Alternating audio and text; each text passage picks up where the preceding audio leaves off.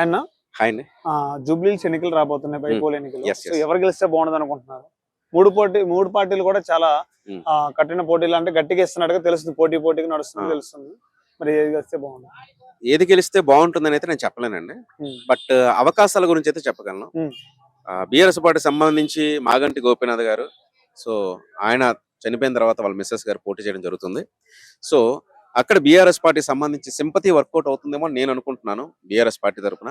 At the same time Maganti Gopinath గారి అభిమానులు కానీ, ఆ కాన్స్టిట్యూషన్ లో ఉండేటటువంటి ఆ నియోజకవర్గంలో ఉన్నటువంటి ప్రజలు కానీ వాళ్ళలో ఎక్కువగా సింపతి వర్కౌట్ అయ్యే అవకాశం ఉంటుందని నేను అనుకుంటున్నాను.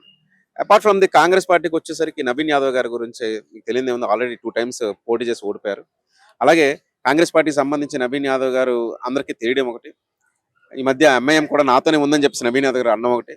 సో ఓవరాల్ గా ఎంఐఎం అనేటటువంటిది ఎవరికి సపోర్ట్ చేస్తుందో చెప్పలేం, కానీ నవీన్ యాదవ్ గారికి కూడా ఒకసారి ఛాన్స్ ఇస్తే బాగుంటుంది అని ముందుకు తీసుకువెళ్తారేమో, అది ప్రజల్లో వర్కౌట్ అవుతుందేమో. అట్ ద సేమ్ టైం రాష్ట్రంలో మన ప్రభుత్వం ఉంది కాబట్టి మనం గెలిస్తే మరింత అభివృద్ధి చేసుకోవచ్చు నియోజకవర్గాన్ని అనే మాటలని ప్రజలకు తీసుకువెళ్తారని నేను అనుకుంటున్నాను. అట్ ద సేమ్ టైం బీఆర్ఎస్కి వచ్చేసరికి ప్రస్తుతానికి మన రాష్ట్ర ప్రభుత్వం పాటిస్తున్నటువంటి హైడ్రా విషయాలకు సంబంధించి కానీ, డ్రైనేజ్ సిస్టమ్కి సంబంధించి కానీ ప్రజలు చాలా వరకు వెక్స్ అవుతున్నారు. మేబీ ఇంకా టైం తీసుకుంటారేమో ఈ డ్రైనేజ్ వ్యవస్థని బాగు చేయడానికి. వర్షం పడితే అసలు నిజంగా చెరువులా తయారైపోతుంది. సో దానికి సంబంధించి ఇంకా ప్రభుత్వం చొరవ తీసుకోవాలేమో. అట్ ద సేమ్ టైం ముఖ్యమంత్రి గారికి సరిగా కన్వే అవటం లేదేమో విషయం అని చెప్పేసి నేను అనుకుంటున్నాను. ఇవన్నీ కూడా ఎలక్షన్స్ మీద ప్రభావితం చూపిస్తాయేమో అని అనుకుంటున్నాను. ఓకే, మరి అంటే వీళ్ళిద్దరి మధ్యన పోటీగా నడుస్తుంది. మరి ఎవరు గెలుస్తారు అనుకుంటున్నారు? జనాల్లో ఉన్న అభిప్రాయం ఏంటి? అది నేనేమనుకుంటున్నానంటే, అభిప్రాయం వరకు చూసుకునేటట్లయితే ఇప్పుడున్న పరిస్థితుల్లో కాంగ్రెస్ పార్టీ మీద ఉన్నటువంటి వ్యతిరేకత, అది వ్యతిరేకత అంటే వ్యతిరేకత కాదండి. ఎందుకంటే ఈ మధ్య ఎక్కువగా వర్షాలు పడడం, డ్రైనేజ్ వ్యవస్థ బాగోకపోవడం ఓవరాల్ గా తేటతలం అవుతుంది అనమాట. హైదరాబాద్ అనేది బాగోలేదనేటువంటి విషయం ఓవరాల్ గా సోషల్ మీడియాలో ట్రోల్ అవుతూ ఉంది. సో అది ఇంపాక్ట్ చేసి మాగంటి గోపీనాథ్ గారికి సపోర్టివ్ గా సింపతి వర్కౌట్ చేసి బీఆర్ఎస్ పార్టీకి ఓటు వేస్తారేమో అని నేను అనుకుంటున్నాను. ఓకే, అంటే ఇప్పుడు వ్యతిరేకత కూడా నడుస్తుంది, బస్ టికెట్ల మీద కూడా చాలా వ్యతిరేకత ఉంది. అవును, అంటే నవీన్ గారు చాలా మంది పాజిటివ్ చెప్తున్నారు, అటు ఉంది ఇటు ఉంది. మరి క్యాండిడేట్ కోసం ఇచ్చే అవకాశం ఉందా, లేదా పార్టీ చూసే అవకాశం? కంప్లీట్ గా ఈ ఎలక్షన్ కి సంబంధించి రెండు కూడా 50-50 ఛాన్సెస్ ఉంటాయండి.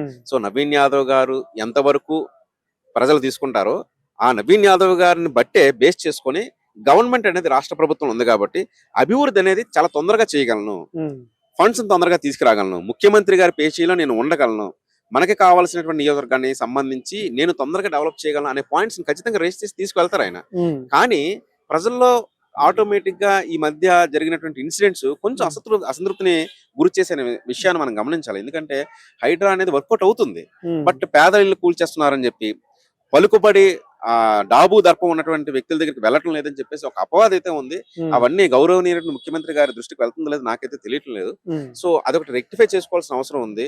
డ్రైనేజ్ వ్యవస్థను కూడా ఇమ్మీడియట్ గా రెక్టిఫై చేసుకోవాల్సిన అవసరం ఉంది. ఈ రెండింటితో ప్రజలు చాలా సతమతం అవుతున్నారు. ఎందుకంటే హైదరాబాద్ లో పుట్టి పెరిగి బ్రతికే ప్రతి ఒక్కరు కూడా వారి యొక్క పనులు చేసుకుంటూ వెళ్ళిపోతారు. ఏదో ఉచితంగా ఇచ్చారని కానీ, లేకపోతే ఫ్రీ బస్ ఇచ్చారని చెప్పేసి ఎవరు కూడా వారి పనులు మానేసుకోవటం లేదండి. మరి ఫ్రీ బస్ పథకం ఇచ్చామని చెప్పేసి అన్నప్పుడు మరి ఆటో అన్నలందరూ కూడా చాలా ఇబ్బంది పడుతున్నారు. మరి వాళ్ళ కుటుంబాలను కూడా అన్ని కూడా రోడ్డున పడిపోతున్నాయి. వాళ్ళకి సంబంధించినంత వరకు వాళ్ళకి ఏమైనా ఉపాధి కల్పించి డైరెక్ట్ గా ప్రయాణికులు గవర్నమెంట్ ఒక యాప్ తీసుకొచ్చి ఆ యాప్ ద్వారా ఆటోను బుక్ చేసుకొని తక్కువ ధరకి ఆటోను బుక్ చేసుకుని ఆటో ఫేర్ డైరెక్ట్ గా ఆటో వాళ్ళకి అందే విధంగా చూస్తే మరింత మంచి చేసిన వాళ్ళు అవుతామేమో అని చెప్పేసి నా ఒపీనియన్.